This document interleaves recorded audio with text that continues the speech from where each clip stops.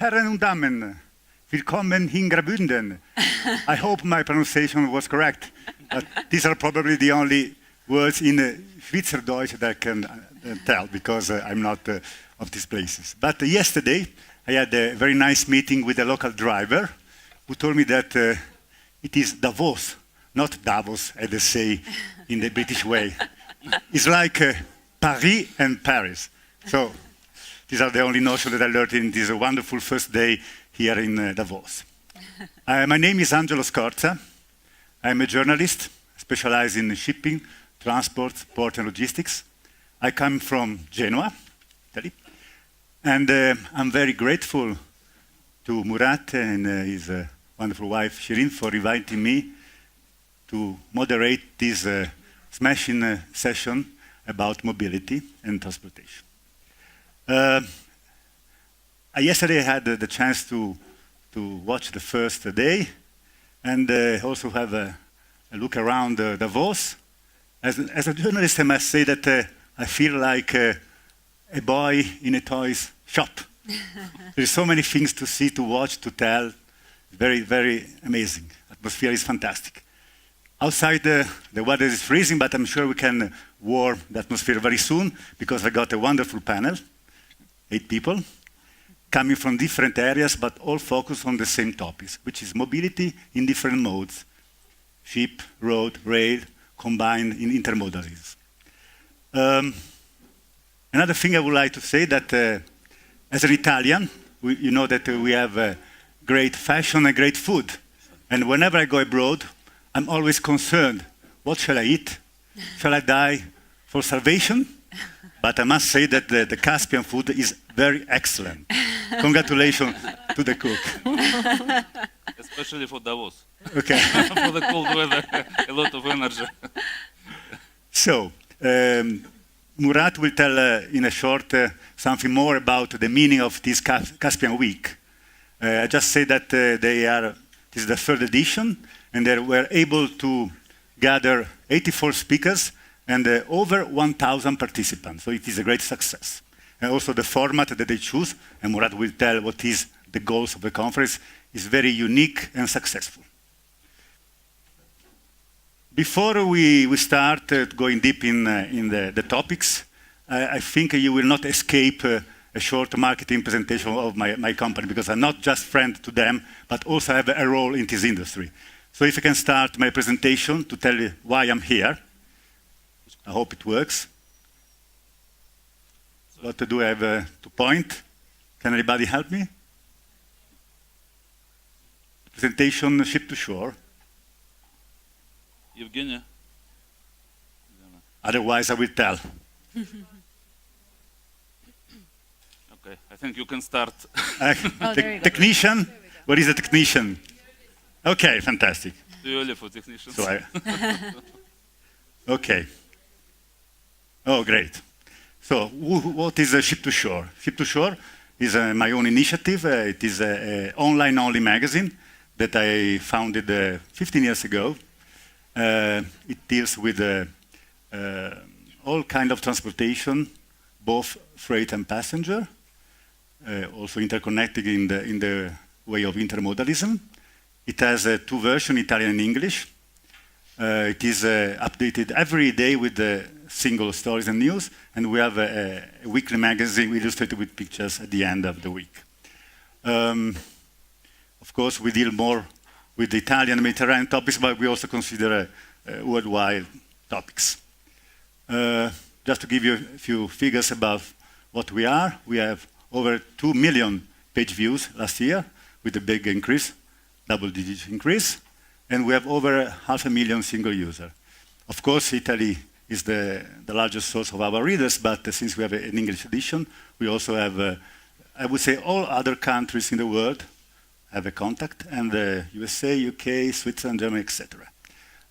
We have a database of over 43,000 recipients, and over 60,000 people, being them professional companies, authorities, are part of our database. So we are very good also in making networking, organizing meetings. We organize conferences debate, roundtables, etc. So if you need something regarding the Italian market, we probably are the right people to contact. As I told, we are based in Genoa, in that wonderful villa. But remember one thing, journalism is a wonderful job, but we are not rich at all.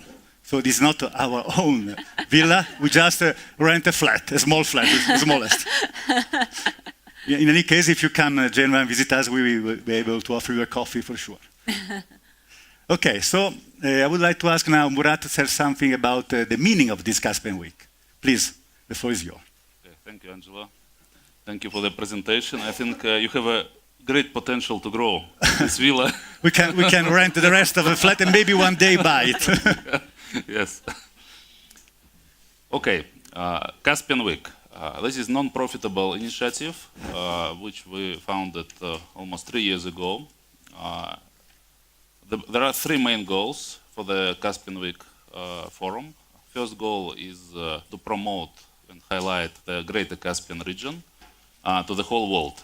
In our definition, the Greater Caspian region is all countries surrounding Caspian Sea and Black Sea.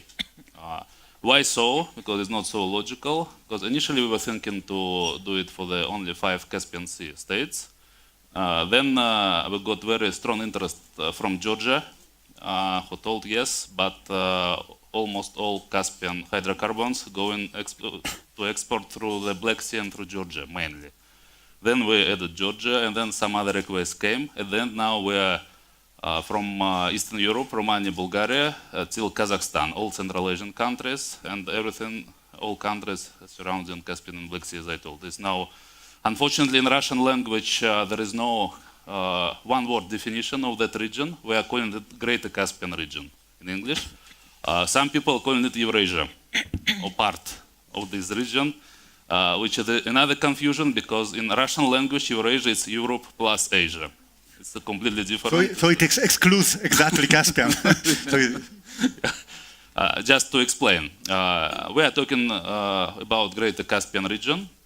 Around 500 million people living there, around 5 million square kilometers of the area of the territory.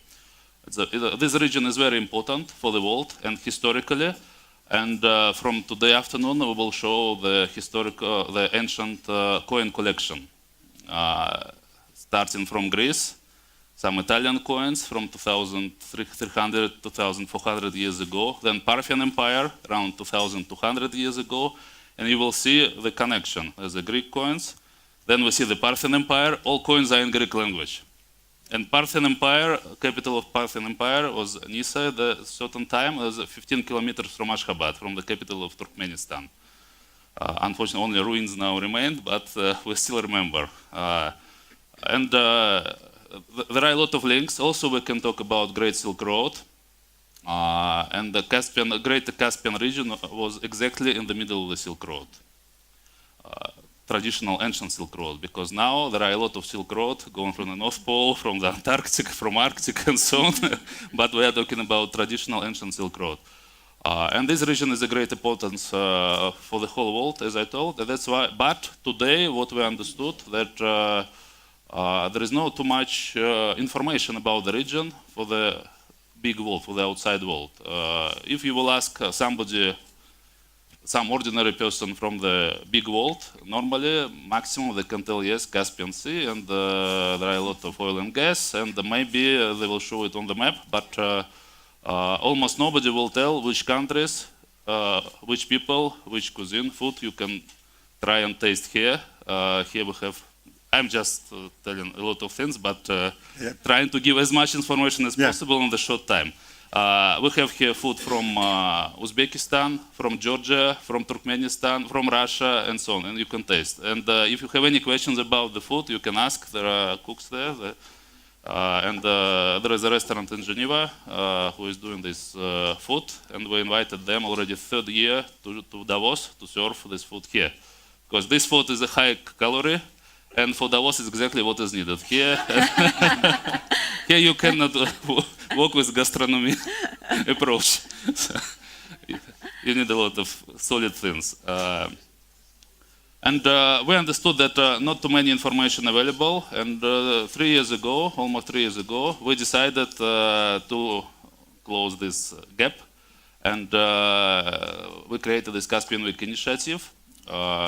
And as I told, there are 3 goals. First is highlight and promote the greater Caspian region to the big world, outside world, but also to promote the big world into the Caspian region, because the same situation happening in the Caspian region. People in the countries of the region, they don't know too much about what is happening in the world.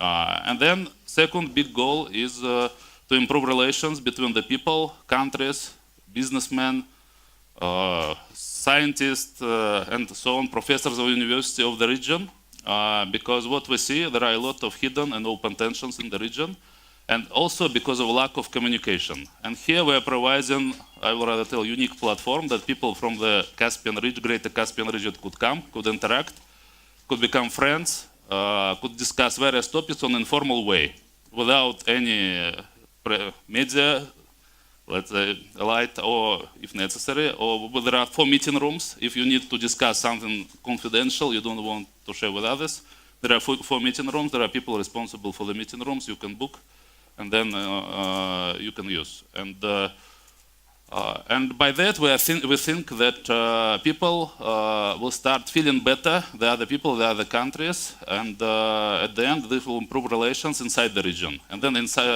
decrease the hidden tensions, and hopefully also the active tensions, and it's for better life of the region. And the third goal was to bring innovations, new technologies in the various fields to the greater Caspian region. Because there is a lack of, unfortunately, lack of technology, lack of education, lack of financing or investments we can see in the region. This is a big problem now. This we're also trying to help to solve this problem. Just a few words about the Caspian Wic Forum. This year we will announce the creation of the Greater Caspian Foundation. It will be official foundation, a non-profitable foundation registered in Geneva with international approach, but it will be a separate presentation. Also this year our friends lawyers, they prepared a nice concept and nice presentation about Caspian Arbitration Center. There's another problem which we see in the greater Caspian region. All countries would like to impose their own law. And nobody knows outside in the world what it is about. And then there's also reducing potential investments, potential economic cooperation. People are coming, then let's say in Uzbekistan, you should work as per Uzbekistan law, in Azerbaijan, Azerbaijan law, and so on. And we would like to do, we invited the legal team, and they prepared the initiative how to do this more uniform and more as per international standards. And a lot of other things. I think it will be very interesting for you to be here. And thank you for coming from the whole world. We saw participants from United States, from Mexico, from Japan, from China, from India, from Russia, from the region, of course, and so on. And thank you for coming for Davos. And a lot of people coming only because of the Caspian Wic, not for the big forum, but mainly for the Caspian Wic. And a lot of people coming first time. I see here maybe 30–40% we see here first time. Welcome, enjoy the food, enjoy the interesting discussions, and let's hope for the great... Enjoy the evening, the concert. Yes, maybe I will tell a couple of words about the program, because yesterday you saw already concert. It will open in dinner of the Caspian Wic. Today we will have the Caspian Sustainable Fashion Show in the Belvedere Hotel, starting 10:30 in the evening. On Thursday, we will have also dinner in the Hilton Hotel. To go to these hotels, you need to have a hotel badge, this brown one, yes, because they're a highly secured hotel, official hotel of the WEF, and then you cannot go there without this security pass. That's why participants who need this, please ask ladies here on the check-in, on the reception. They will help you to arrange. It's a short time remain, but still possible. And then during the week, we'll have full days from 7:30 in the morning. You can start to have breakfast here. But in Davos, to find breakfast also will not be easy job.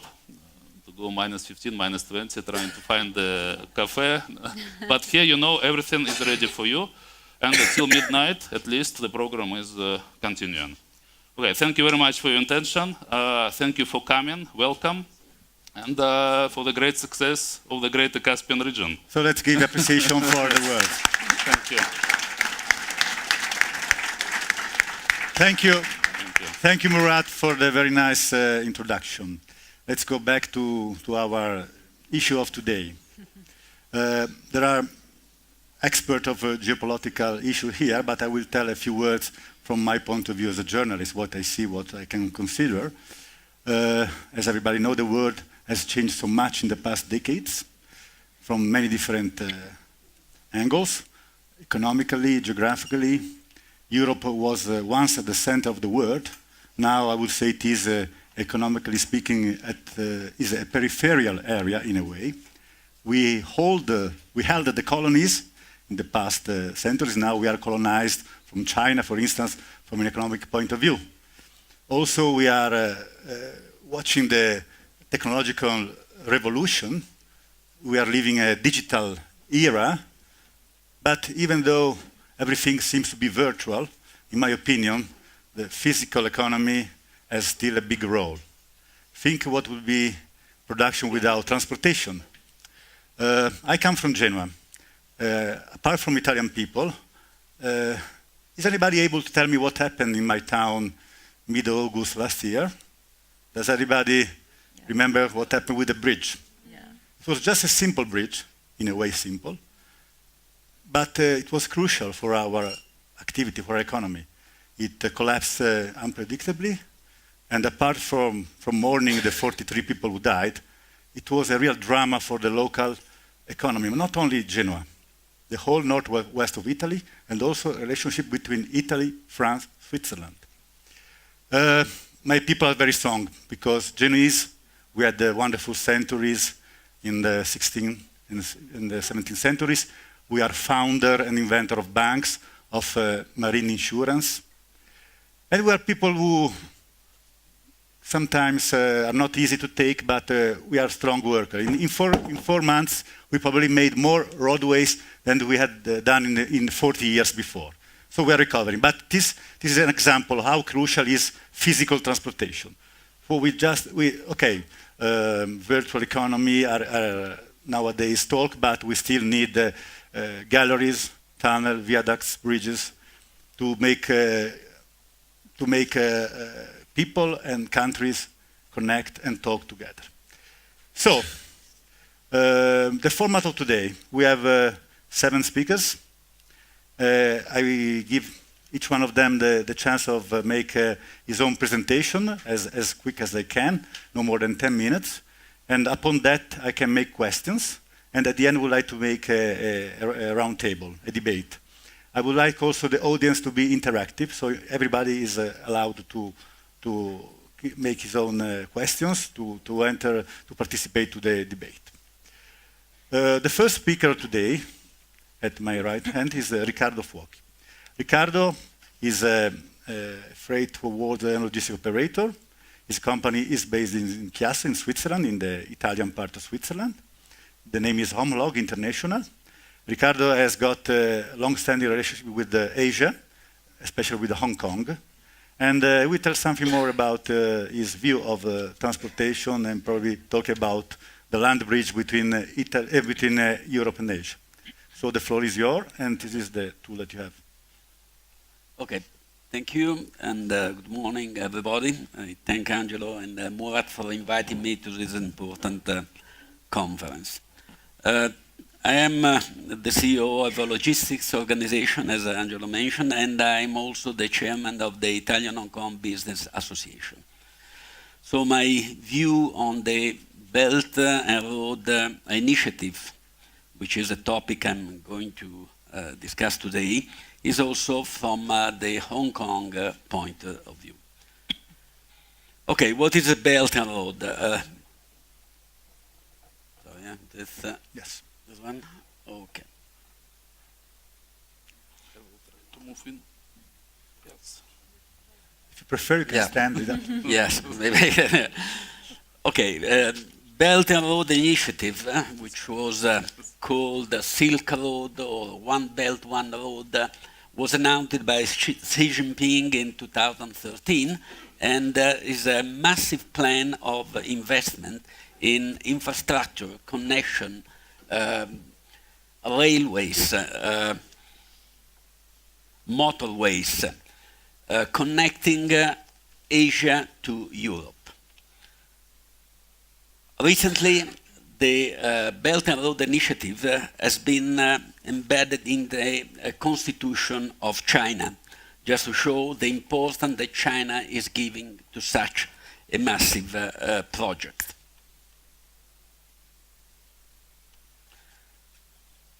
Few figures. Belt and Road involves 31% of the global GDP, about 62% of the world population, 33% of the global trade. So it's, I think, the largest initiative, the largest plan and project ever seen in the world.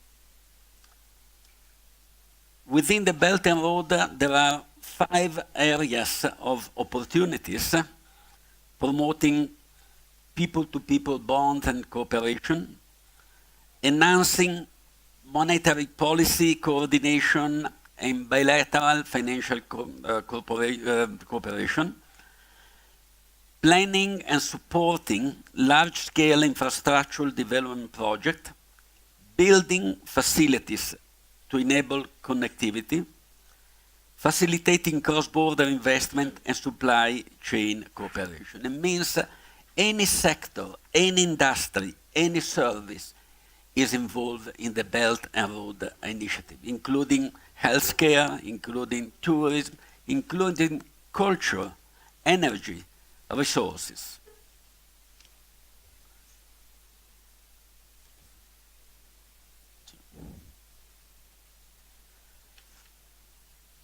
The original scenario of the Belt and Road is comprehensive of 6 economic corridors joining China and the Far East to Europe, and 1 maritime road connecting Asia to Africa and then entering into the Mediterranean.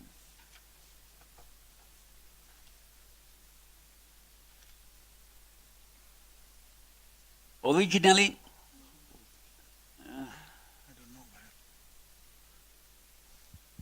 sorry. Okay, the corridors are connecting China with Mongolia and Russia. There is a New Eurasia land bridge corridor that you can see on the map. China Central Asia Western Asia corridor, China Pakistan, China Indochina Peninsula corridor, Bangladesh, China, India, and Myanmar corridor.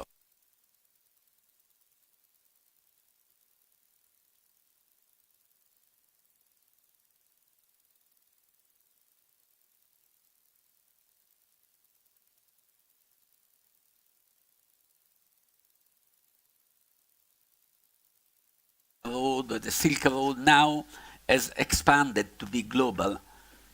You speak on Belt and Road in Africa, in South America, in New Zealand, everywhere in the world.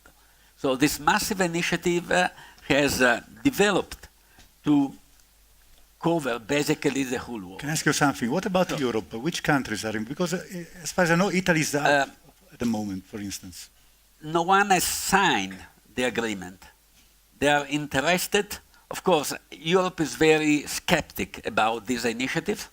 I wouldn't say that they are excited to participate. So we maybe live in Europe as a threat rather than an opportunity in a way. Or we are still considering. They are considering opportunity, but they are afraid of it. And there is some reason to be afraid because as you can see, China is already moving on its strategy. So they bought the port of Piraeus, they invested massively in container terminals in Italy, Spain, in Holland, and so on. So they are already covering the strategic area of this initiative.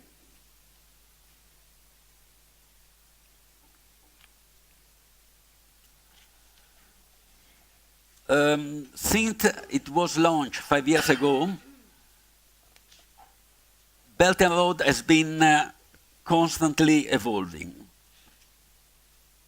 In let me get 2013, the Belt and Road was proposed by Xi Jinping, as I said. 2014, the Silk Road Fund was established in Beijing. 2015, vision and action of the Belt and Road was explained and was unveiled. 2016, the Asian Infrastructure Investment Bank was formally established in Beijing, and is not a Chinese bank, is involving most of the countries of the world. Also, Italy is participating with 2.57%, so it's invested a substantial amount of money. 2017, the Belt and Road Forum for International Cooperation was held in Beijing. In 2017, the Congress incorporated the Belt and Road into the Chinese Constitution. In 2018, already 87 countries have agreed and signed agreement with China for the cooperation in the Belt and Road. In 2019, and also in the 17, Belt and Road Summit was held in Hong Kong.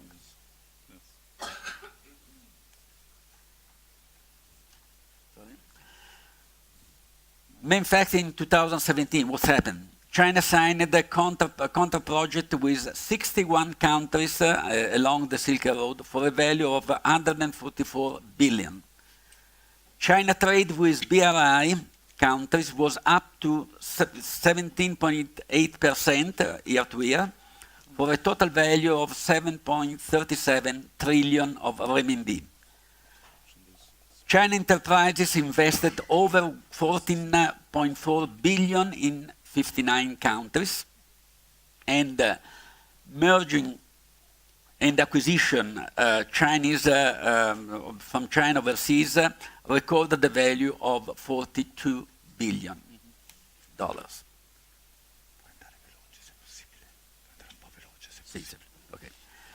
Okay. What are the opportunities? Opportunities, as I say, they are in all the industry, all the area of business. Along the Belt and Road, there will be created the logistic park, free trade zone, industrial park, and Chinese investors are massively investing in developing industrial park, for instance, the China-Belarus industrial park, China-Oman Industrial Park, Malaysia, and Korgos. Korgos in Kazakhstan is due to become a sort of Dubai in the center of Asia. Try to speed up.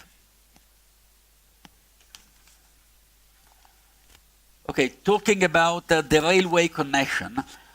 Railway is a very important factor in the Belt and Road Initiative. The railway service allowed to connect Asia to Europe in 14 or even in 12 days, cutting the transit time by 20-25 days compared to the ocean freight. But it's not only a connection between China and Europe. If you consider the development also of regional railways, in the future it will be easy. In few days you can ship goods from Europe to the center of Asia, to the Kazakhstan, to Uzbekistan, and so on, and vice versa. So the trade between Europe and these countries will grow dramatically. Currently there are 59 cities connecting in China, connecting 49 cities in 15 European countries.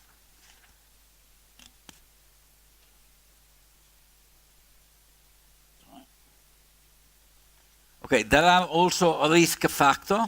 Risk factors are the big investment realized with loan from Chinese banks or Chinese corporation, and there is a risk that some of the country will not be able to refund this loan.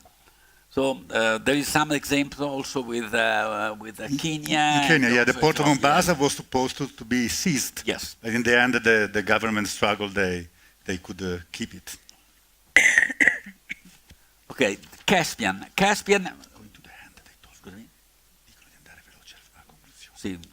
I'm very sure. bad moderator. I need to shorten the presentation. As everybody can see, the Caspian is in the center of the Belt and Road Initiative. So is the area where most of the investment will be realized, where there will be a flow of capital from all over the world, and the Caspian region will become one of the most important areas for investment from the world. Okay, the moderator tell me to go faster. But we will come back on your speech. We will come back later, so I will explain later how to access to the Belt and Road, and from my point of view, how Hong Kong can help to access to this massive initiative. So let's clap to Ricardo for his presentation. Thank you. So my compatriot already introduced the issue of railways, and the next speaker, he also deals with the railways, but in a very original way. I'm very pleased to introduce to the audience Bibop Gresta, who has also a musical name. He was born in Italy, but he's based in Los Angeles, and travels between the USA and Dubai. He's the CEO and founder of Hyperloop. Chairman, sorry, the note was wrong. So, Bibop will tell us something about his very, very original initiative. Yeah, thank you very much for having me, and thanks the audience, also the few millennials that will be following me through the streaming. They continue to, don't worry, you will see me in 20 seconds, and the rest they will be checking their mails. So thank you very much for having me. I would love to talk to you about the Hyperloop. How many of you doesn't know what the Hyperloop is? Please raise your hand. It's fine. We are among friends. It's not. I don't take it personal. One. You're not at school. Not nobody will be questioned. It's fine. Security, remove these bastards, please. Anyway, for the one that doesn't know what the Hyperloop is, it's fine. It's fine. I'm joking. Take your name. There's a video. Let me show you the video. If it's. It's just 2-hour video. Don't be scared. Play. There's no video.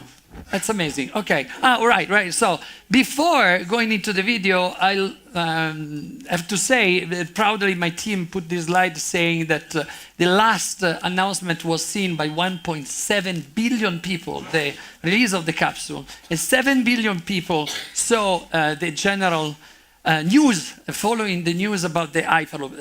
I think it's page view probably because we are 7 billion in the front. Let me play the video. Imagine a capsule. Imagine a capsule that can carry people. Placed inside a depressurized tube, the air removed to eliminate resistance. Not traveling on rails, but actually levitating above them. Capable of reaching airplane speeds and beyond on the ground. This is a Hyperloop, and it is amazing. Even more amazing. At Hyperloop Transportation Technologies, we haven't been imagining it, we've been building it for the better part of 5 years. And amazing is where we started. We're transforming the passenger experience, putting comfort and safety at the center of everything we're doing. Our reimagined linear electric motor is powered by sustainable solar energy, propelling the capsule on a completely new, incredibly efficient passive levitation system. With these two breakthroughs, our system is capable of giving energy back to the grid. And when something didn't exist, we invented it. Introducing Vibranium, a composite material that monitors speed, capsule integrity, and atmospheric condition in real time, a new benchmark in passenger safety. And we're not done. Our team of over 800 strong, a worldwide intellectual ecosystem of thinkers and problem solvers, tackle each day with the humble goal of changing the world. With its speed and efficiency, the Hyperloop will rewrite the rules of travel and mobility. But that's just one side of the story. There's another side that will have a far greater impact. It's the side that redefines how we connect with one another. Where distant friends become neighbors, countries become neighborhoods. And everybody who inhabits this big, crazy world of ours grows a little closer together. Just imagine that.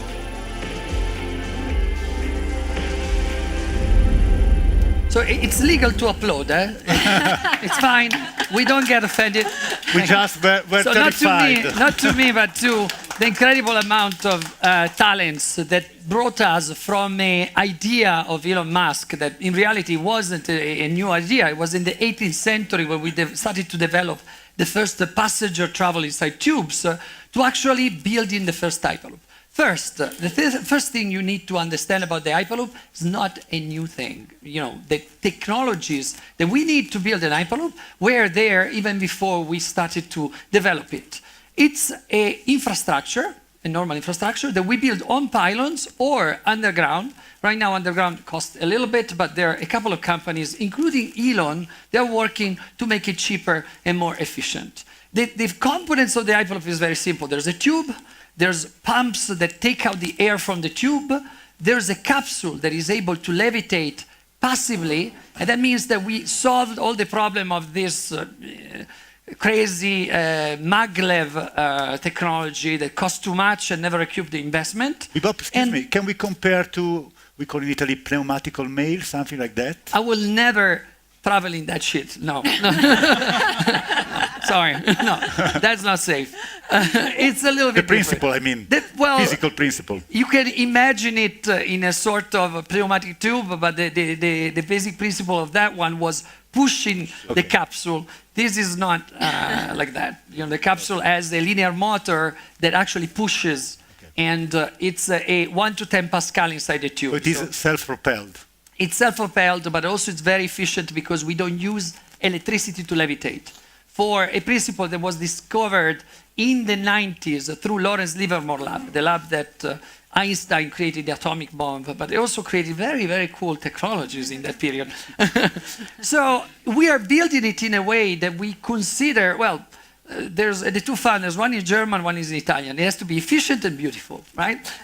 So we are designing it in a way to try to solve one problem without creating another 10. So taking advantage that we are inventing the fifth mode of transportation, we're trying to look at what can we do to actually have the minimal impact on the ground and also be functional. So every element has been designed to be useful. We are designing it in a way that there are pathways on top. We have solar panel. I will show you why. And there's a adaptive design that can adapt to this different situation in the world where we are implementing it. We're using ultra-high performance concrete that absorb carbon dioxide and release oxygen. It's completely silent, so it doesn't have any pollution. The animals can migrate, so we don't have a lot of architectonic barrier that the rail and the highways has. But it's also a different strategy. You have one small capsule that can depart every 30 seconds. So instead of moving massive amount of people from point A to point B to point C to point D to point A, this is the train, we are moving the first capsule to point A, the second to point B, the third to point C, and so on. And through an artificial intelligence, we're able to optimize every time the journey of the passengers. So the passenger is not only seen as like we see it right now, it's something to get money out of it. So we cluster them in first class, second class. What does it mean? Doesn't mean anything. We are different people needing different things. If I go back to work, I need something different from when I'm coming back to work. Using big data analysis and blockchain, you can do magic things. We're not theorizing it.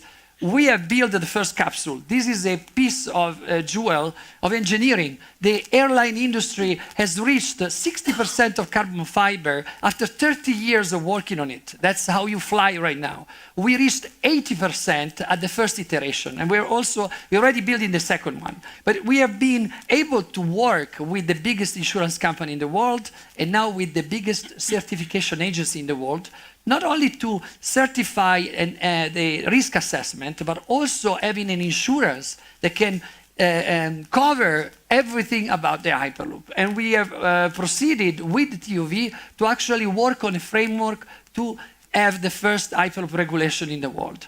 The passenger experience has to be different, frictionless. A lot of the things we do at the station doesn't make any sense. Why we're queuing, everything seems to know where we are going except our luggages.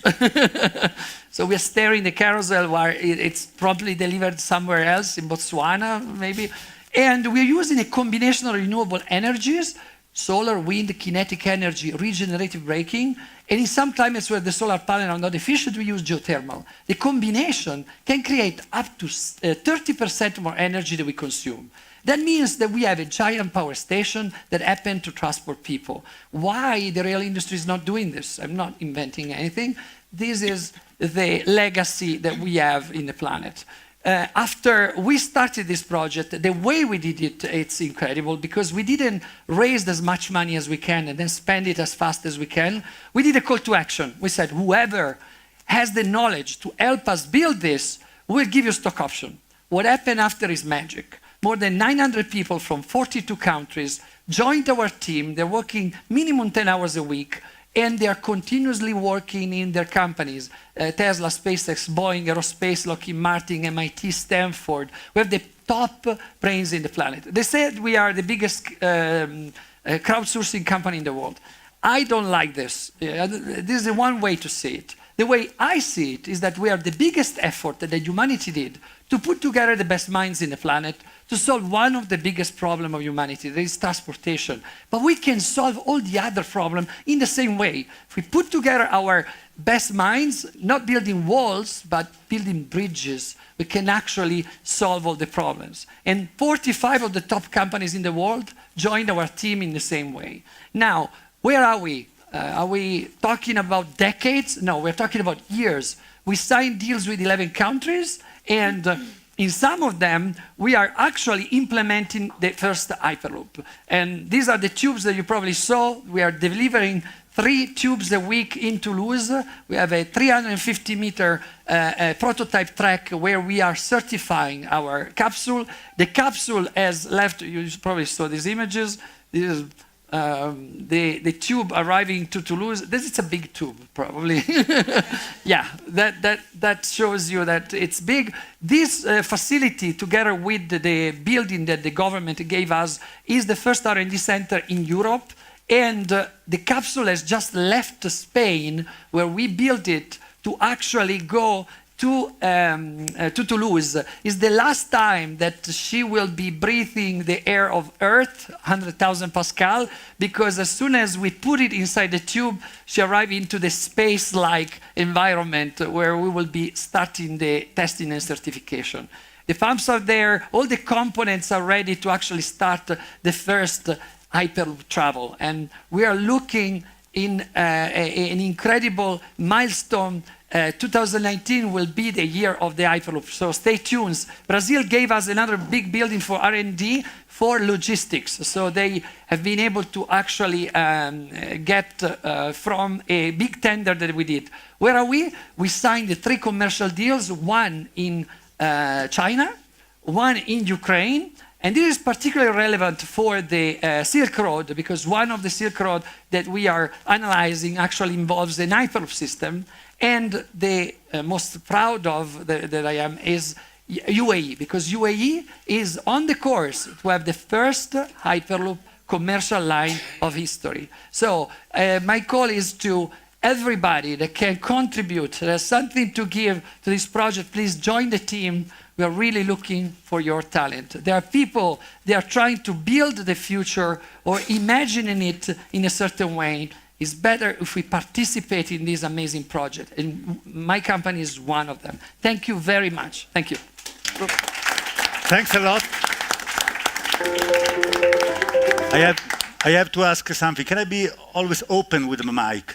Because I want to intervene. Always open, if it is possible. Okay, thank you. I'm sure everybody's got a lot of questions, but I will make it only 3 now. Then later on, we can envisage that the first Hyperloop train will be in Dubai. Abu Dhabi. Abu Dhabi. Can you try to tell us a date, a year? So right now we started the pre-design concept with Dara Andersen and Perkins and Will, on the top engineering firm in the planet, 5th probably the biggest in the planet. We are in the 8-month period where we will be finalizing the design, the detailed design phase, and then we start construction.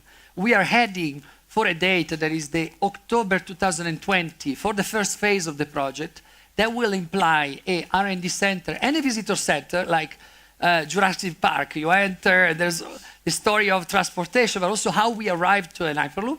And in the meantime, we are building up to 10 kilometers, depending also on how fast we go with the regulation. Roughly I don't know if we will be able to actually have normal passenger in that line for the opening of the Expo, but this is the first occasion that the public will have to actually come and see an Hyperloop in action. So 2021? 2020, October. Okay. And you're all invited. And is it cheaper, the price? It's cheaper. Of course, the ticket price will not be decided by us. Okay. I can tell you that the Hyperloop technology will cost an average, because I hate to shoot numbers, because building in Switzerland with tunnels and viaducts will have a different cost than building in a desert.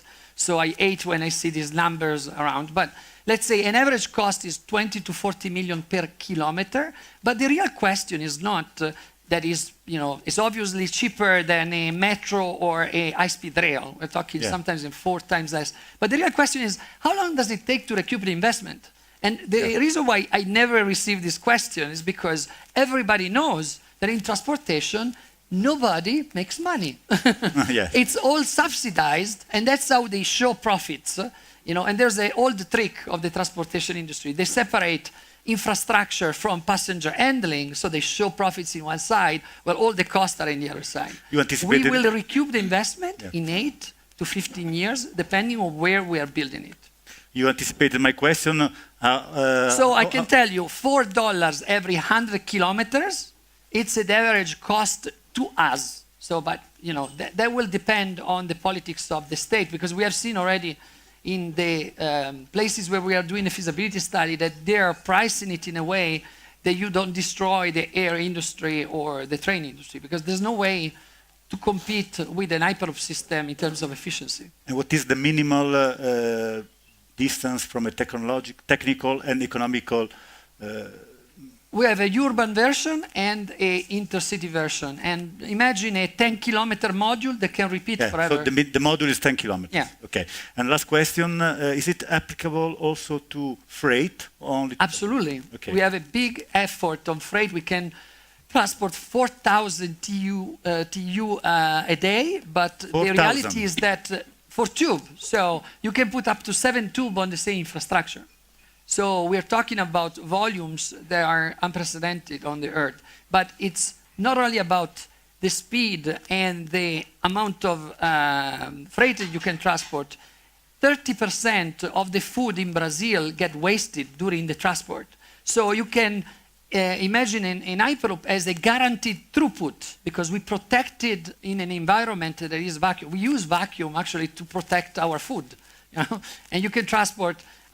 For now, we are banning all the dangerous stuff for a policy, but all the rest of the, Hyperloop can transform just in time instead of inside the city among megalopolis and nations. So maybe in the not next but the past future, we can envisage a Silk Road all made by Hyperloop, maybe.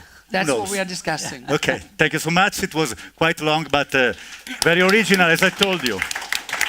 Now, again, about the Belt Road Initiative and all its perspective, I'm happy to introduce Mrs. Irene Pivetti.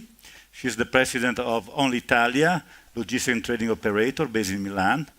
She also has, if I can mention, a political past. She has been the youngest president of the House of Parliament in Italy some years ago, correct? But now she's an operator, so she's an entrepreneur, and she talks as an entrepreneur. She's not here to raise any vote.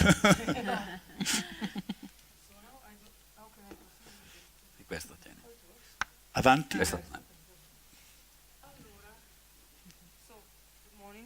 Everybody, unfortunately I do not speak German at all, so I need to speak English and to make myself understood. So I don't remember exactly which was the title that I posed to my speech when I've been called by Angelo, but now I decided that this could be a synthesis, and this could be enough, and then I can say goodbye. That's what I want to explain. So very, very short introduction to Italia. I started as fundamentally as a network of companies providing services for small and medium enterprises in Italy in order to enhance their business relationship, mainly with China and with foreign markets, but remote foreign markets. Now the changing model from time to time. Now, Only Italia is a group of companies providing services to, like a sort of a business infrastructure to any kind of company, with very different kind of fields, such as food, furniture, and style, of course, fashion, like traditionally is considered the areas of made in Italy, but also technology transfer, and we develop also industrial parks. Presently, we have 3 offices in China, and we are operating in different other towns where we do not have office stable.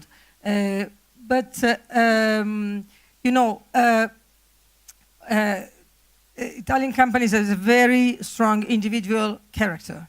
This required us to differentiate a lot our approach to the market, and not just according to their requirements, but mainly to the real possibilities inside Chinese market. That's why since 2015, we started operating according to the priorities which were offered to us by the local governments in China.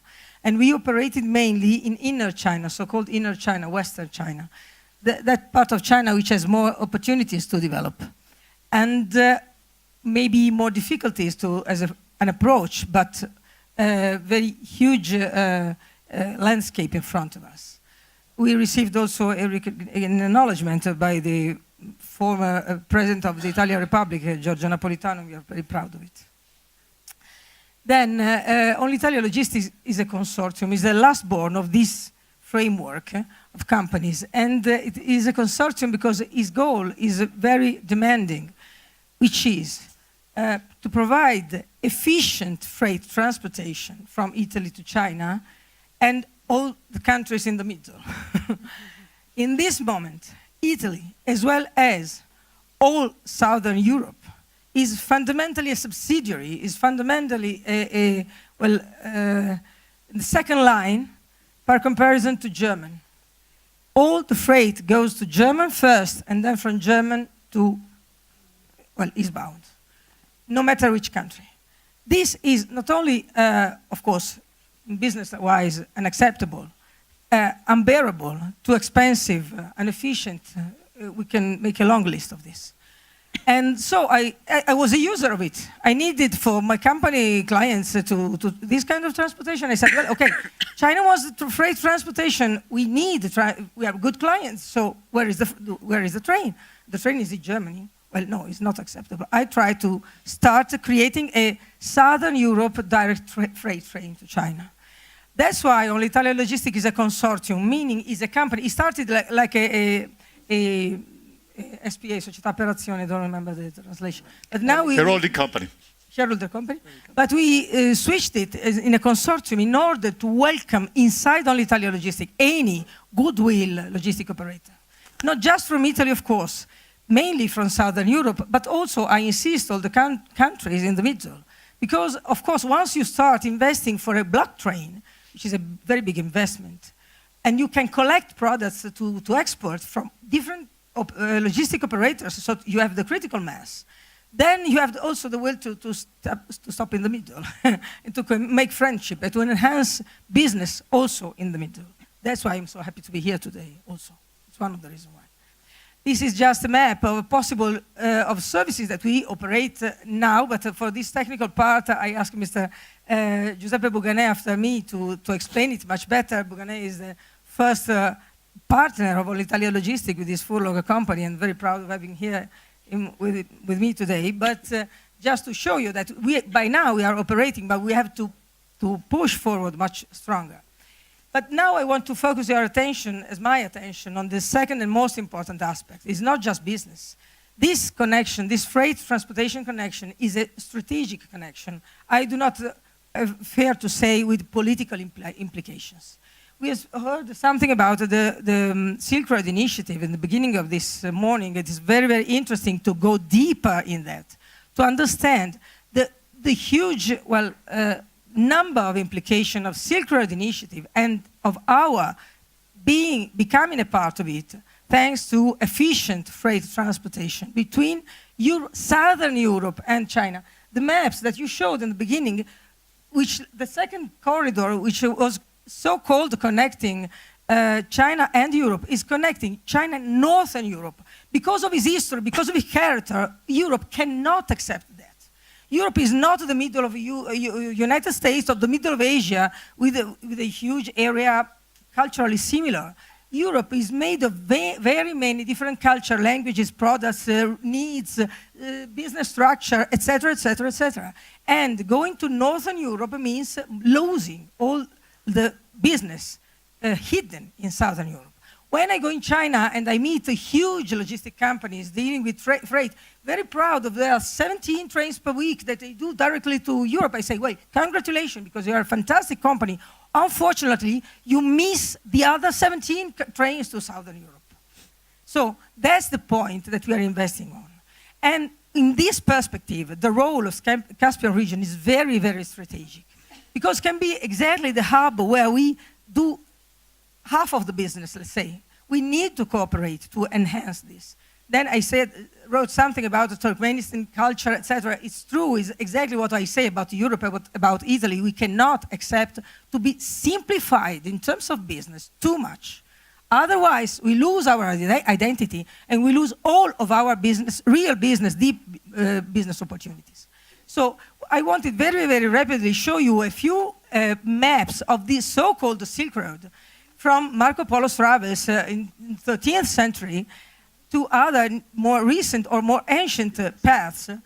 Here we already see more or less half of the idea of Mr. President Xi Jinping, because the Southern Silk Road and the Maritime Silk Road are already there. They're missing just the first two up, the Central and Northern Asia Silk Road. This is the Silk Road during the Han Dynasty, 2 centuries before Christ, 2 centuries after Christ. More northwise, but not so north, because this is south. South of Asia is not north, okay? Then again, this is the modern idea. When China invented the 2 Silk Road in the northern part of Asia, because of modern technologies and because of the power of the economic power of Northern Europe. But the real Silk Road is down there. The concept of Silk Road, by the way, is not a road, it's not a way, because the ways are the ways of pilgrimage of ancient Europe. This is an idea which was launched first by Goethe in the 18th century as a concept, a cultural concept. So, according to this concept, recently have been added 2 so-called Silk Road, but they are not Silk Road at all. No silk passed, went from China to Sweden in the past, never. So. And then there are some local interesting variations, such as Ukraine asking for a new Silk Road cutting off Russia because of political reasons, of course, etc. And last thing, then I am nearly finished. Last thing, when we speak about Silk Road, please remember another of the 4 programs of President Xi, because Silk Road program is just one program. Then there is the Yangtze River program, the Jinjiangji program, and the 16+1 program. We just speak about the Yangtze River program. Yangtze River is this river until Liang is, so to say, like an arrow from east to west. Okay, the water goes from west to east, but in terms of business, from east to west. And all of that river have been infrastructured in China with the harbors good for freight, for big ships, for big container ships coming from the ocean. So inner China can be supported in terms of transportation of goods independently and cutting off all the other intermediate operators, okay? And this is very important when we speak about Silk Road. Forgetting this, we are speaking of nothing, because part of the business passing through this. That's why we need the train. That's why we need an efficient train to come there, and cannot be satisfied just to arrive here where the harbors are. We need to arrive there, okay? This is what I'm trying to say. And that's why it's not just a business, but also, I say, a political issue to have efficient, that kind of transportation. Just for the sake of joking, this is another, it's called the Lapis Lazuli Eurasian Corridor. It's an invention of an idea of the Americans in 2015, but it's something linked with a geopolitical serious implication about energy. And the last one, the Southern Gas Corridor. I showed all of these maps just to stress the point that passing through not just land, of course, including land and inner seas in that region, so connecting directly Southern Europe to Far East, passing along those paths is strategically important. It cannot be postponed anymore. With all of my love to Germans, but please, we need to do our business, okay, more efficiently. So that's why this is just a synthesis of what I already said about the need of an efficient freight transportation from Southern Europe to East Asia, but also a sort of a claim, because we cannot do it by ourselves. Not just only Italia, of course, cannot do it by itself. Not even if all the logistic operators of Italy will gather inside, can do it by ourselves, because this kind of strategic initiative must be kept together. And that's why I'm so happy to hear that next year there will be also the foundation for the Caspian Wic. For sure, on Italia Logistics or another instrument that now I show you, will ask to be a friend of this foundation, because this is what we mean in order to develop efficiently business. And this is the last step of it, Eurasia-Med, because acknowledging all the strategic implication of the logistic initiative, we started. EJA is a European consortium, not so well known in Southern Europe, but very frequently used in Northern Europe. Just a consortium, a transnational European consortium. Eurasia-Med is already listed in the Transparency Register of the European Union in order to be a lobbyist in the interest of this Euro-Asian, not just transportation, but intensive link passing through transportation for freight transportation and infrastructure, but also looking very consciously to all the implication, including energy implication, including cultural exchange, including, why not, in the future also financial implication. So on Italia Logistics was just the very, very first tiny, small brick in this huge wall, but we need to build it all together. Thank you very much. Thank you so much, Irene. You showed us that you have not lost your political attitude in a way, and you made your speech was what I would say a sort of logistically nationalist proposal in a way. Okay. As Irene already anticipated, she has found a partner. His name is Giuseppe Bugane. He has his own company, Furlong, but he is also general manager of All Italia. But I warn you, Giuseppe, you have just 5 minutes, not a second more. No, but just to give us some technical details about the proposal. Very short, please. All right. But after to speak Irene and Ricardo, I finish my speak. Okay. All right. Okay. My name is Giuseppe Bugane. I have a long history for railways job, and I work for in company of my family, Furlong, in railways, German, France, and hello. They're looking for your presentation. Yes. Yeah. Okay. All right. It's okay. You can talk anyway. I think you know your topic. Okay. The concept for explaining the President Irene for create a new way is perfectly, because new only north to connecting the China to Europe, and the south, if It has arrived through Hyperloop, maybe. Okay, this is a little startup after 10 years ago, and in 2008 the first block train from Hamburg to Pekino, and first time for analyze the good way. New, after 10 years, exist around 30 trains for week for connecting Europe to China. And all train transit to this corridor, Brest.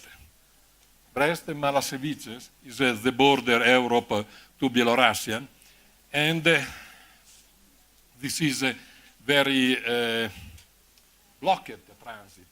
If you want up, you don't have more space. And we analyze the possibility to transfer in different situation to connect it to South Asia. And for this, we project not only Italy to Mala, Brest, Belarusian, but Milano, Verona, and we speak with Mr. Ricardo, Mr. Irene, other forwarder, other customer or industrial for create a directly service, because directly service you have a loss time, you have very suitable price. And we present Chengdu for one destination in central China, for connecting Italy, no transit to Mala, but we speak transit to Zagabria, to Belgrado, transit in Turkey, to Turkmenistan, to other line. The best is Ukraine. But in Ukraine, at the moment, is very joking to Russian, and it's not possible also to transit. No? And okay, I have a very short time, and almost finished. No, okay. You have, in any case, a possibility to download this presentation. The block train load 41 container. Normally, is transit new 16, 18 day, but your reduction 20% price and about 5 days for connecting directly Italy, South Europe. Okay?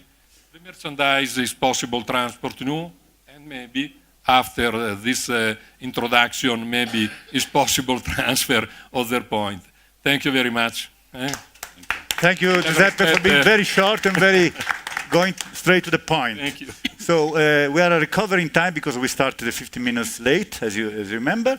We have one more presentation, and after that we can open our round table.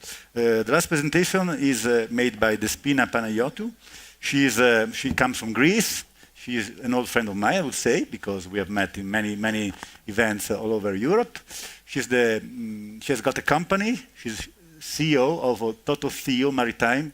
You're from Cyprus, or no? I'm from Cyprus, but I live between Cyprus and Greece, so it's fine. Okay, and she has a very important role, as people who were here yesterday to watch the first session already met her, because together with Aleksandra she was a part of this wonderful panel made of all ladies.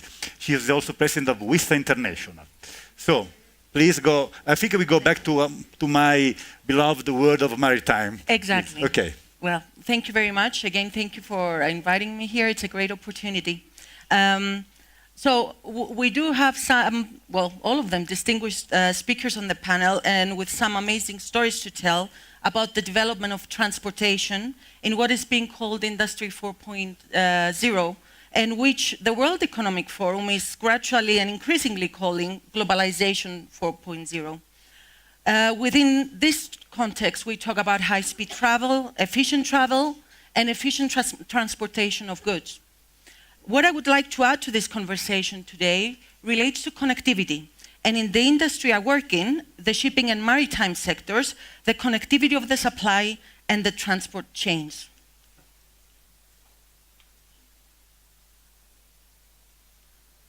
The whole notion of China's Belt and Road and even the integration of a streamlined supply chain with any country would not be successful without digital connectivity. This is a key enabler of modern trade facilitation and getting the most efficiency out of logistics.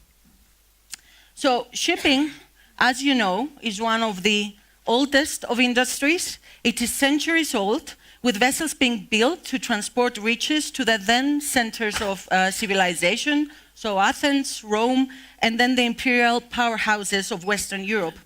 But for centuries, this was an industry living on a hope and a prayer. Sailors prayed to whatever gods they believed in at the time to keep them safe, and merchants prayed their goods were not damaged and ruined. From these fears, a whole industry arose. Human safety issues grew and evolved. National and international regulations eventually becoming the norm instead of the prayers and the sacrifice. Traders found financial assurance in insurance and rules for vessel standards, and so the modern shipping industry began to evolve. But even then, when a vessel left the port and headed over the horizon, it was out of sight, almost out of mind. Charter parties being written to merely state the master should sail his ship at the best possible speed and under the rules of the day. But then things began to change, but not at sea, but it's in space and on land. So first came electricity, and with it radio telephony, and the now abandoned Morse code. But then the big change came in terms of what I'm talking about with the launch of satellites in space. It was space technology that began to revolutionize ship safety, ship connectivity, and ship efficiency. That technology grew from a nascent voice technology, telephony capability to modern broadband relatively high-speed connectivity. Ships could be rerouted mid-voyage, information could be exchanged, including the noon report, a daily report of a ship's position, bunkers consumed, and the weather. Today, the ship can be treated like a remote office, and data can be shared, exchanged, and analyzed. And that is a huge step in the evolution of efficiency, not just the ability to remote monitor and connect, but to rapidly relay, not just the ability, rapidly relay information and get and offer feedback. This is now becoming an autonomous feedback loop. It is moving towards machine-to-machine communication, as much as shore-to-master communication, and this is creating a transformation, and with it, the connectivity. Digital transformation started with the idea of big data, but we have soon realized we're talking about smart data, where we find the right information and then the way to understand this information and respond to it. The response is a streamlining of the operations, the ability to share information through the right channels and then benefit from it. Now we see ship owners, ship charterers, ports, terminals, customs authorities, and hinterland logistics providers beginning to share information. There are a growing range of initiatives across the maritime transport chain supporting this. There are young startups that are growing in stature, offering data-led services across the supply chain. They are disrupting existing silos of information hoard. In some cases, they are strengthening the links in the supply chain, and in others, they are shortening the chain. In both cases, they are leading to initiatives of efficiency. This is happening. In many corners of the shipping industry, we see signs of shipping becoming an integrated part of the door-to-door supply and transport chain. Whether it is raw goods for manufacturers' inbound logistics or steel from a foundry to industrial firm, the shipping industry is becoming a part of the holistic chain. So now we see smart contracts emerging, smart contracts where a ship's position at a given time could automatically trigger a charter contract to start or end, an influential possibility with demurrage negotiations. we have the ability to build up blockchain services, and the industry saw a number of projects launched in the last year to test out services and offer them. There are trials on blockchain for banker delivery notification, and services recently launched to help securely store vessel voyage data, the type of information that will go into a black box and have to be recovered from a wreck if there was a major incident. But while all of this is happening and may happen, we do in 2019 need to start looking at the reality from the hype. What are the real benefits and where? In the shipping industry, we started late on digitalization, but we are catching up. As we catch up with other industries, so can society as a whole benefit with the breaking down of industrial silos as we move into globalization 4.0, because that needs global trade, and therefore shipping 4.0. But we have to remember that the shipping industry is asset heavy, with some really expensive piece of equipment. That will not end, but the ability to reach those assets, digitally speaking, 24 hours a day, 365 days a year, will make the difference. We need big, very heavy assets to carry vast volumes of goods safely across the roughest parts of the world, the ocean. I think many people underestimate this and see shipping as nothing more than a numerical statistic enabled to be changed with a flick of a switch. Shipping, the truth is a slow-moving behemoth. It has evolved over centuries along with global trade. And without shipping, there will not be global trade. And while shipping will not change overnight, it is going through an evolution rather than a revolution. You may have heard about companies like Rolls-Royce and Kongsberg and Wärtsilä developing autonomous unmanned vessels, demonstrating what can be done with higher levels of data and connectivity. We will see the first unmanned vessel next year. It's in Norway. There's a ship to be called Yara Bergland, and it's under construction. It will sail only Norwegian waters, so regional and very close to coast. It will be built to first have a crew, but then very shortly it will not. It's going to be autonomous computer programs, algorithms making the decisions that a navigation team on board a vessel's bridge would. The technology is there, and even the cargo operations will be automatic. We already have many ports and with autonomous container terminals to demonstrate that evolution. But what is happening in Norway and in a few other national waters is a far cry from the image of fleets of shiny, slick autonomous vessels in international waters. Modern shipping will increasingly see autonomy, but with the high levels of connectivity, it will be autonomy of the crew to be given more decision-making information. I'm very close to finishing. I see you looking at me, Angelo. You know me well. So linking digital connectivity with sustainable growth, that's a very big discussion in the maritime industry. The digitalization of our industry comes at the same time as electrification of parts of it and the drive to decarbonize it. Advances in battery technology, the same developments that have led to autonomous cars and trucks has happened in shipping.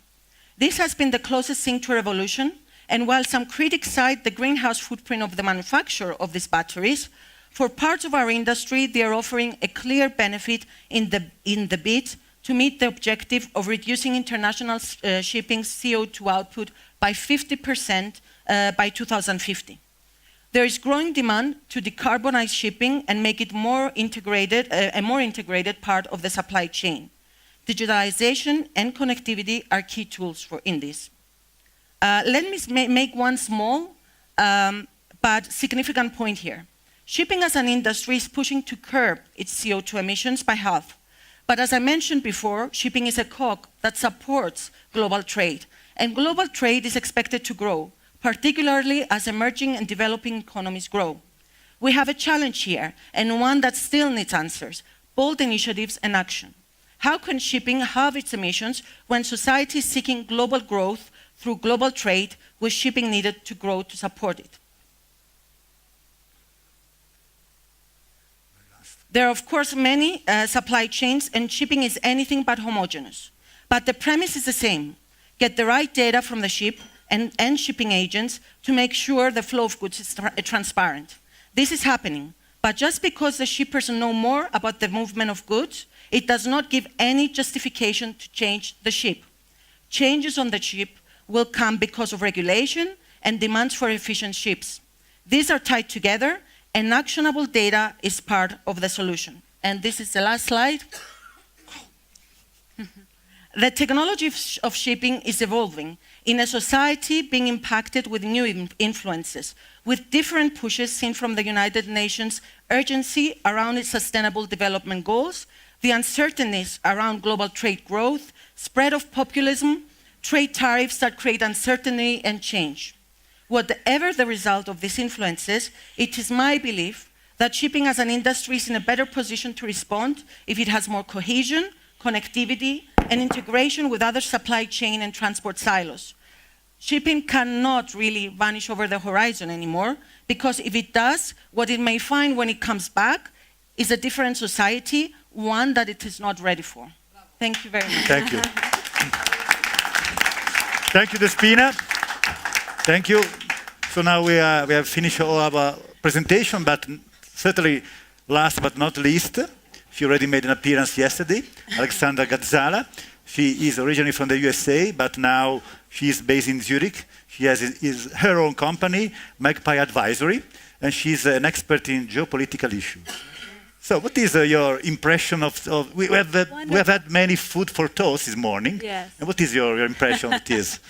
Well, as Angelo mentioned, I am a bit of the outsider on the panel insofar as I do not come from the transport or the infrastructure industry. I'm a political scientist by training, so... That's why we're interested in your opinion. Exactly. So my job is to kind of think about what a lot of this means for all of us here. When we think about infrastructure and a lot of the conversations that we've been having this morning, we tend to think a lot about the hard infrastructure, the actual road, the actual route, the actual frictionless tube, which is exciting and very fascinating. We also tend to think a lot in terms of utility. So the utility of a road or a railway, of course, is that it connects two separate points. The utility of an innovation like Hyperloop is that it'll shorten the time it takes to travel between those 2 points. But what we tend to think a little bit less about, for instance, is the soft infrastructure, the institutions, the laws, the frameworks that inevitably come with the hard infrastructure. And we tend to think a little bit less, though it's been touched upon here this morning, about its normative implications, its potential to create and shape values and culture. Because when we think about it, in the end, ultimately infrastructure, it's a way of designing a certain map, right? We're altering the political geography of a particular city, a particular country, of continents now. And at the end, what we're left with is a new political and economic order. And in the very few minutes that I have, I'd just like to explore this idea and perhaps help to round out some of the conversations that we've had this morning. And I'd like to do that with a little bit of a story that takes us across the ocean and a little bit back in time to my home state of Florida. At the turn of the 19th century, Florida was effectively a swamp. Not the kind to which the current US president likes to refer, but an actual swamp. The Transcontinental Railroad in the US was completed in 1869, but Florida was left out. And so 2 decades later, it was in many respects kind of America's last great frontier. The population of Miami in the early 1900s was around 1,000 people, and there were a few other thousands scattered throughout the state. The main industry, of course, was agriculture. And around Key West, you actually had a vibrant export-import industry. And interestingly, Key West at the time was Florida's most important city because it was home to a big naval base, to a coaling station, and it had a vibrant fishing and cigar-making industry. The only challenge or the only problem was that it was completely unreachable except by boat. And that was true for most of Florida at the time.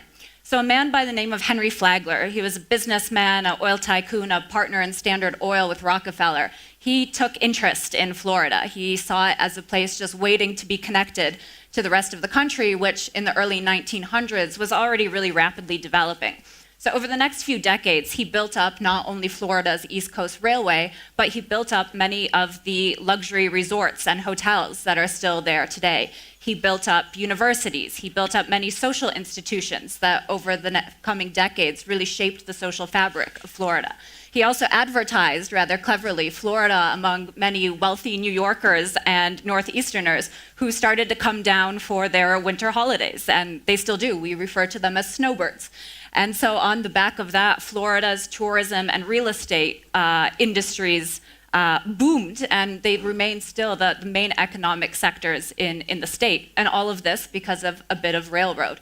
And I tell this story, again, not because it's particularly unique. It's been repeated, of course, throughout history and across geographies. I tell it in part because I'm always happy to sneak in a little bit of Florida history when I have the chance.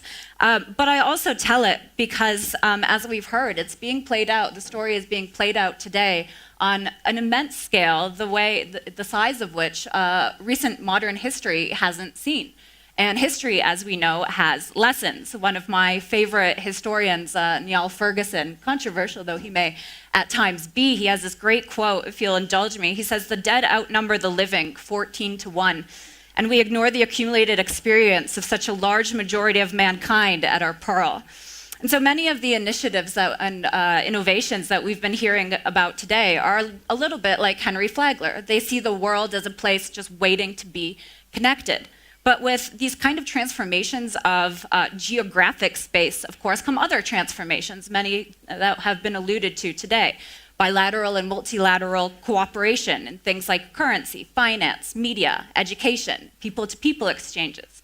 In the next few years, decades, for instance, instead of WhatsApping, will we be WeChatting? Instead of Googling, will we be Baiduing?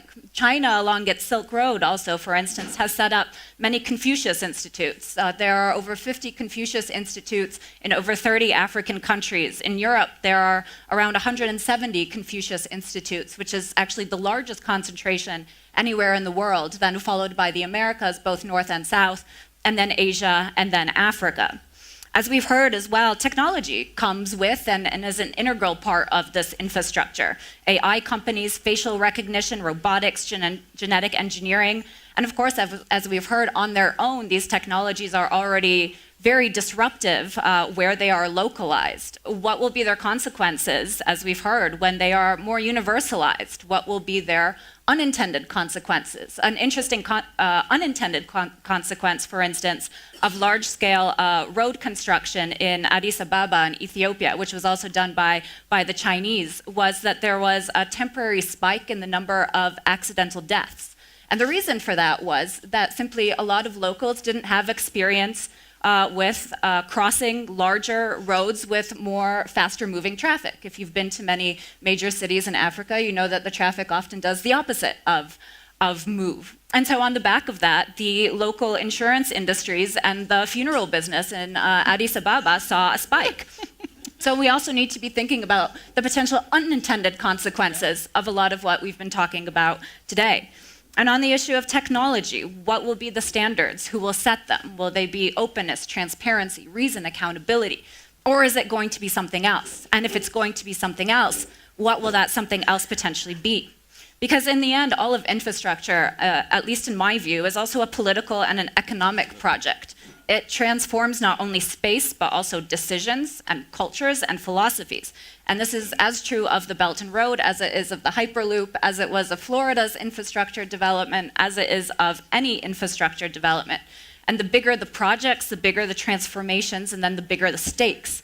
So I think as we go forward in our discussion and as we reflect on a lot of what we've heard today, a question that maybe should resonate in our mind is also how do we want the future generation or the future generations to live? Because with a lot of what we're talking about here today, that's ultimately, I think, the end result and what we're really talking about.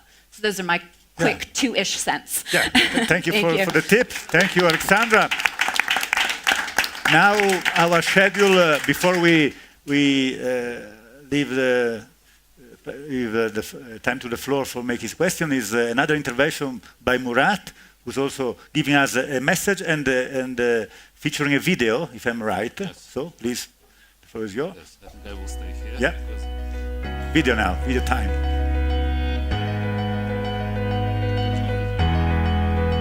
can hear the music. The United Nations General Assembly set up 17 Sustainable Development Goals. Please stop. They address economic, social, and environmental problems people of the world.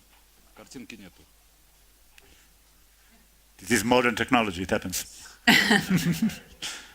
You can already maybe giving us the message that you wanted, or you Yes, maybe a couple of words. We will announce now 2 commercial initiatives.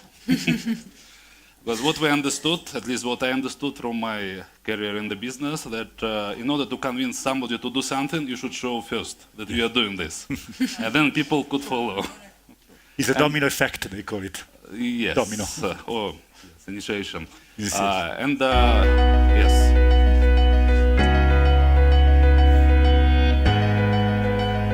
Нет картинки, нет включать. There is no picture. Yes. Okay. Ouch. Yes, maybe in few words I will start. Yeah. Integral Petroleum, our commercial company, we are doing crude oil petroleum products trading in the Greater Caspian region. And because of that business, we decided a long time ago also to develop the logistic component of the business. And I will show and answer to Bibop how to earn money in logistics in this presentation. What we understood that if we are doing just trading, but without logistics, it's not sustainable. Yes.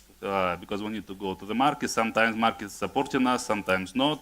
And then it's very unstable. And that's why at the same time we are doing only logistics, in this case shipping, also not very sustainable. Because we are the one of the hundreds of ship owners who are trying to do that business, need to compete with the market and so on. That's why a long time ago, at the beginning of our history, we decided to build in parallel and trading and logistics. And now we have around 50 vessels operating between the Caspian Sea and the Black Sea in the Russian rivers, the special type, river sea type vessel, shallow draft, 3 meters 60 centimeters through the river. And some years ago we got a question, okay, there are 50 vessels, there is a cargo for these vessels, but how to do this optimum way, the best efficient way to manage these vessels? And this is the reply for this answer. Please, now I think we got the picture finally.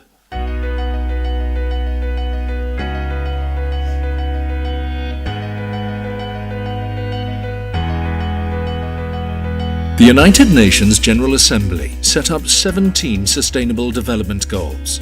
They address economic, social, and environmental problems people of the world face. Transportation industry connects the world and makes modern economy global.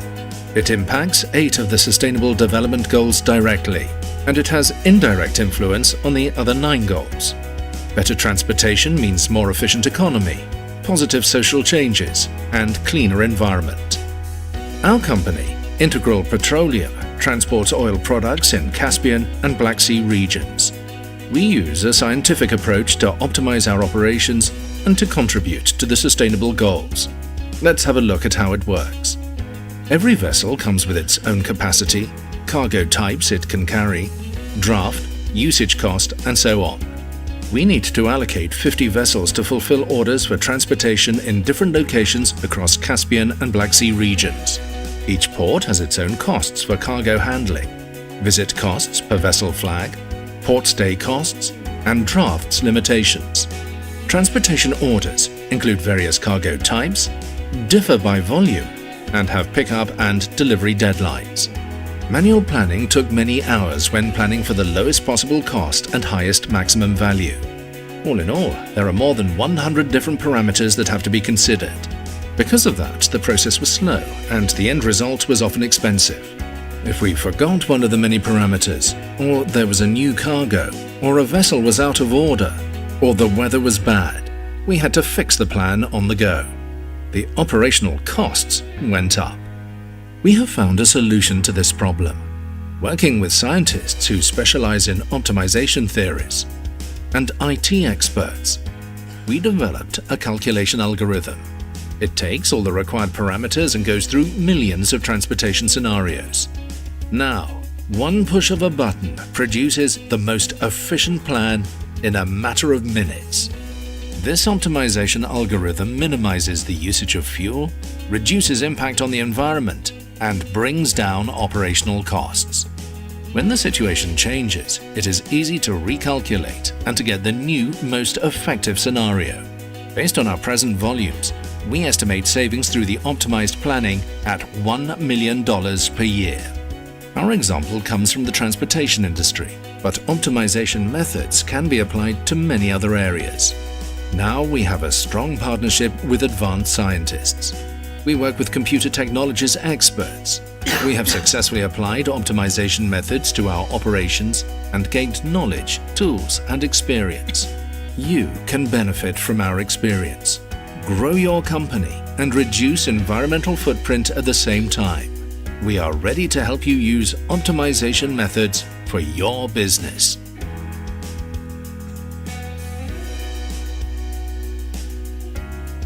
Sorry for that, they put on the video the old version of the presentation. The new one will be during the next time, I think today or Wednesday. Okay, the main idea was that how to use these vessels, how to earn money on these logistics by the optimum way. Manually it's not possible to do. For 50 vessels you cannot do it manually, even if you put 100 people, they will make mistakes, they will interfere to each other.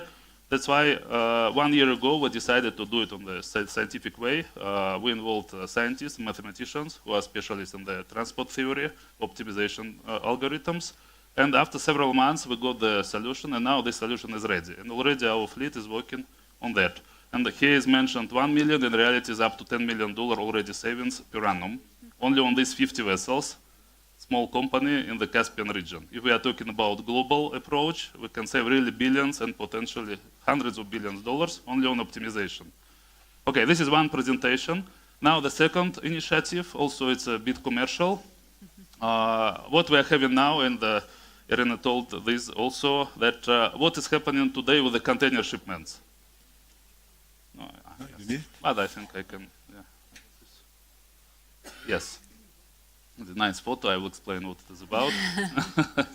Yeah. What is happening now with the container shipments to the greater Caspian region? Normally, because of the absence of the infrastructure in the Caspian region to handle these containers, it's not, the cargo owners buying these containers, sending there, and then these containers are disappearing in the region.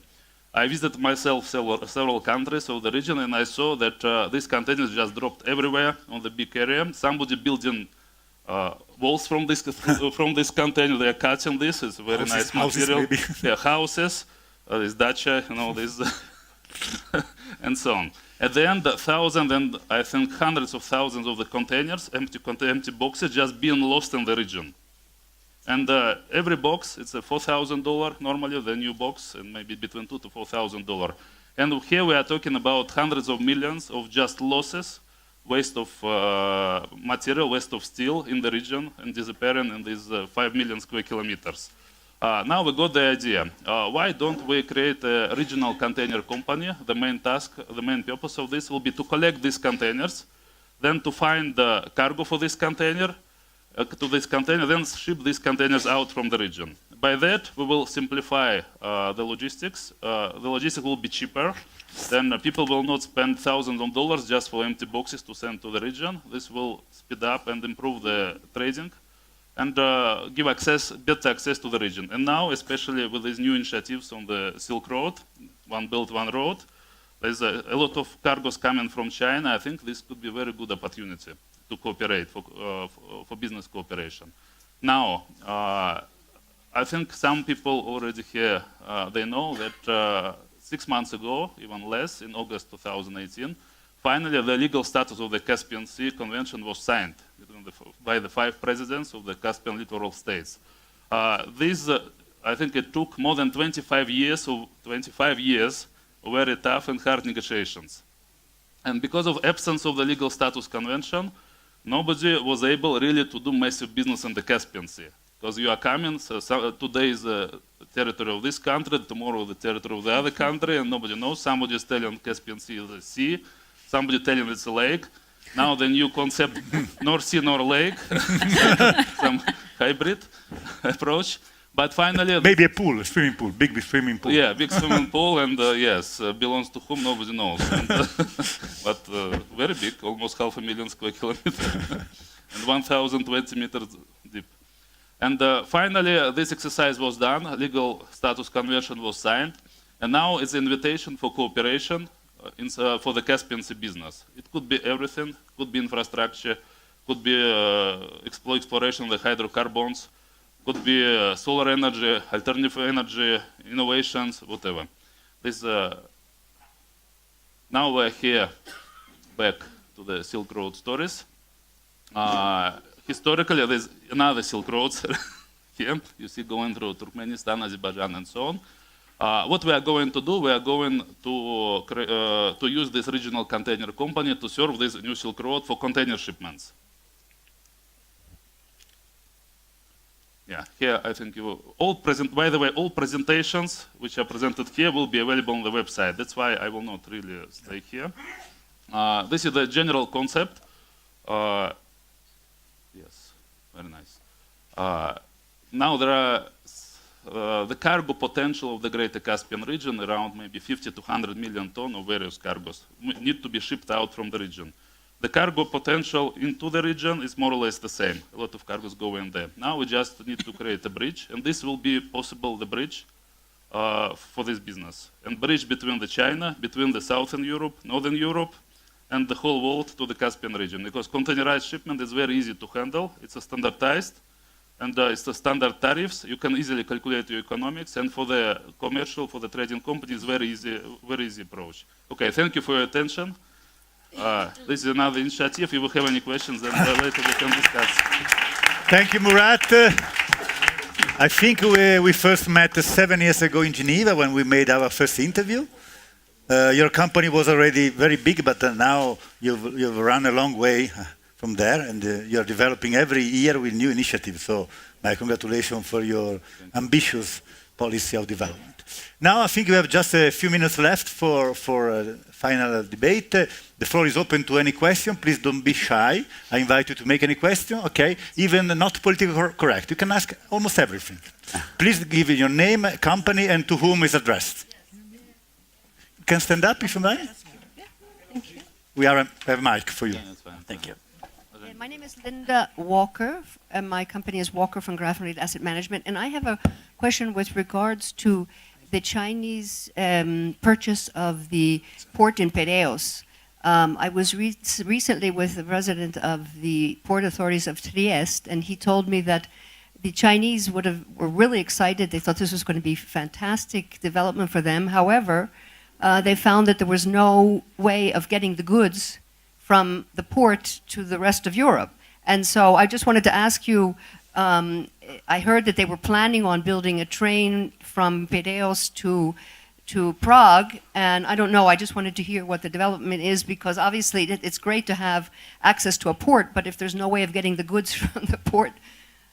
Well, I'm not the expert to respond on that, but yes, recently we all know that it was acquired by the Chinese. What I would say is that this is an overall issue. And technology is trying to solve one of these issues, trying to find ways, technological ways, where we can transport whatever is received at the ports inside our countries in a more efficient, faster way. I cannot answer your particular question about if I don't know, Banju, you have heard something, but you have, Katerina? I'm sorry, as I said, I'm from Cyprus, and maybe they know more that they're is that I'm surprised the Chinese realized after they bought it. Yes. They did a due diligence, and they were very much aware of what the infrastructure was. Plus, they had the other part of the port for 4 years now. So they kind of knew. Yeah. They should know it. I think they bought the port to build the infrastructure. But if I can make a general comment about ports, and the shipping industry, until today and even now, we've never had the system that the aviation industry has, where all actors are connected to, the planes arriving at an airport and leaving. We never had that. But now there are many initiatives where different private companies are trying to create platforms where they can connect all actors around a port call. So I think this is very important, and if we manage to find the way to do it, because Obviously, ship owners and ship managers may have their reasons not wanting to be on the platform. Some ports may not want to cooperate. It's a geopolitical problem as well, because some countries may not want to cooperate in being on the platform. But this is something that is going forward. There was a project within the EU that just finished, actually, in the last 5 years. So they have created, they have the research, they have tested the project. So now many commercial companies are trying to bring it to the market. We'll see what happens, and maybe that will solve one of these problems that we have around the port. Maybe I can add something. So the port industry is a little antiquated. We use our ports, the big multinational company use our ports as their secondary stock without paying it, because they keep goods there even when it's not necessarily. And this is how we have created this industry. I would be stupid to name Walmart, for example. You are evil people, you're thinking about Walmart, but I'm not, because it can be my client. But Walmart, for example. But in a way, for example, there are companies like the Hamburg port, for example. They are working on actually defining what is the role of a port. And we just signed a deal with the Hamburg port to actually participate in this job, because do we need a port? You know, if you have an offshore platform that can automatize the unloading on the ships and then ship it through an Hyperloop directly inland, where we can actually move it. Sometimes we unload the boat, load it into trucks, bring it to a station, unload it from the truck, bring it inside the train, and then move it. So it's extremely inefficient. And we're working to actually optimize this process. We are the new kids on the block, so we can actually think outside the box. And that's what we are trying to do. Yes. Please, can you bring the mic to the gentleman and the lady in the third row? Thank you. Thank you. Igor Almazov. I represent ABB Switzerland from Zurich. And I also represent Chamber of Commerce, Switzerland, CIS countries. Okay, my question to Mr. Bibop. Gresta. Yeah. I think you can imagine that ABB is very much interested in technologies. Okay. Yeah. Good. And Good I will place, quite general question. How do companies like ABB can approach to your project? What is the processes looking? Because we have a representation office in Abu Dhabi, and probably they can do also for you.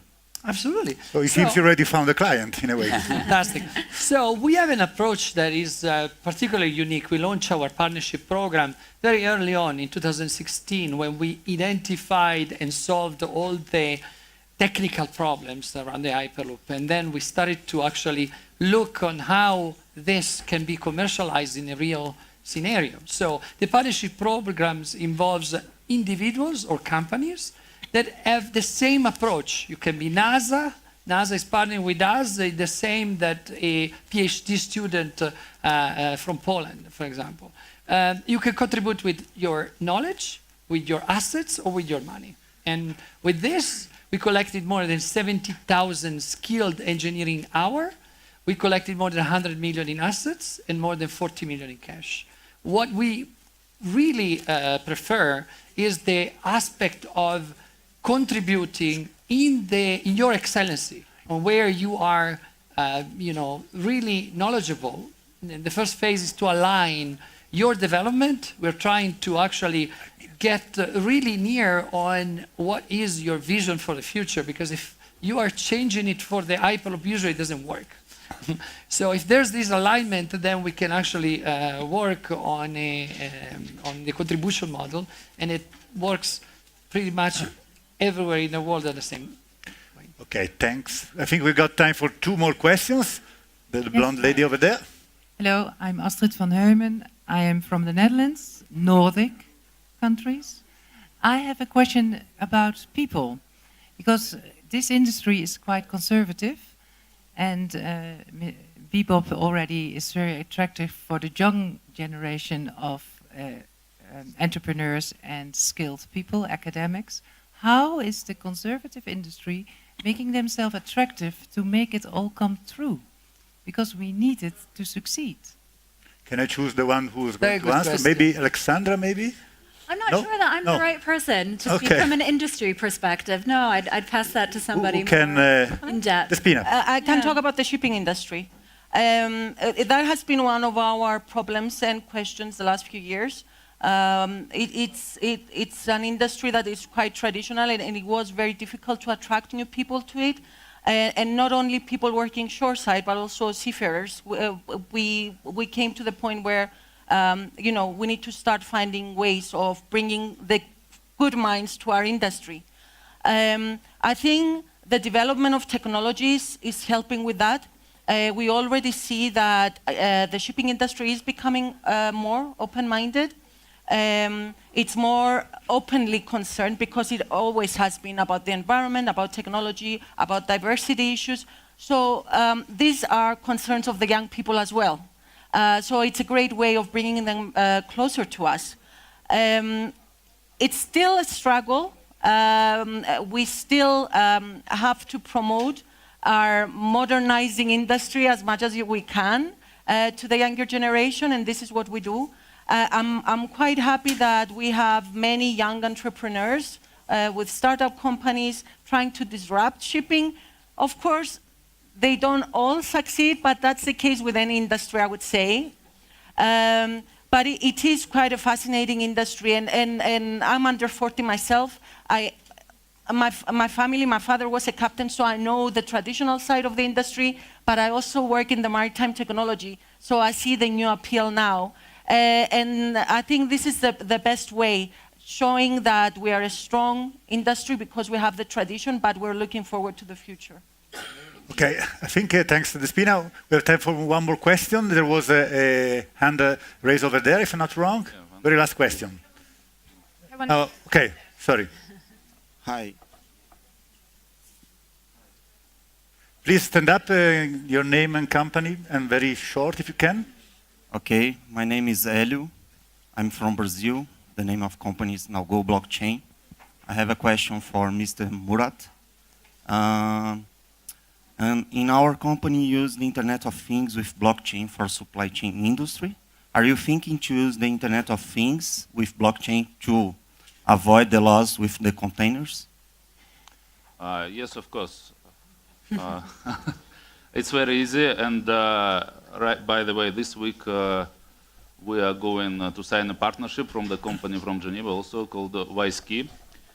They exactly having this technology which we're asking, because they are putting the chips on each container, and then this chip could generate the signal, and then you can trace this container, you can know where is this container at any moment of time. And then there is no any possibility to lose the container. And of course, all data then being recorded to blockchain, and then you cannot change the history also. Then you are going in and you know where this container was for the whole history of it. This tracking system. Yes, of course, we are working on that already. But there are also sensors for containers. I mean, measuring the temperature if that's Yes, needed, yes. or so there is. It's not only location; the full information about 100 parameters Yeah. from each container, and the online mode is going. The signal is going. You can get it, and you can put it into the blockchain. You can know everything what is going on with your container, especially on this 5 million square kilometer where container could easily be lost. And here you can trace, you can know online where it is. Yes. Okay, thank you. I think we run now short of time. It was a 2-hour full conversation.